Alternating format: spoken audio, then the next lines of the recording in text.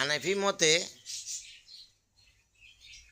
মা মারা গেলে পেটের বাচ্চা যখন থাকে তখন তাকে একসাথে মাটি দেওয়া হয়। আবার শাফি মতে একসাথে মাটি দেওয়া হয়। তো এমন সময় এক মহিলা আসলো, বলল যে মাকে বুক পেটের উপরে কাপড় রেখে যখন আমি চেক করব, আপনারা কি রাজি? তখন সকলেই বলল যে হ্যাঁ, যদি আপনি চেক করলে ভালো হয় করেন।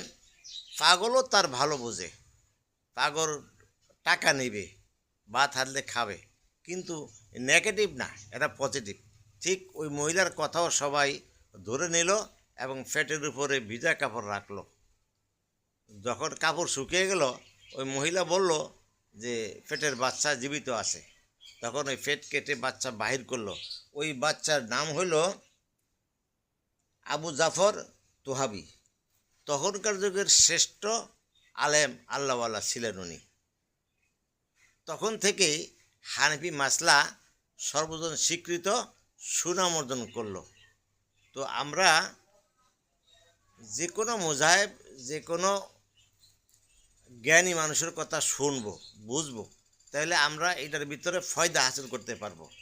আর যদি আমরা নাই শুনি, নাই বুঝি, তাহলে আমরা তো ফয়দা হাসিল করতে পারবোই না, মূর্খতার পরিচয় দিবে।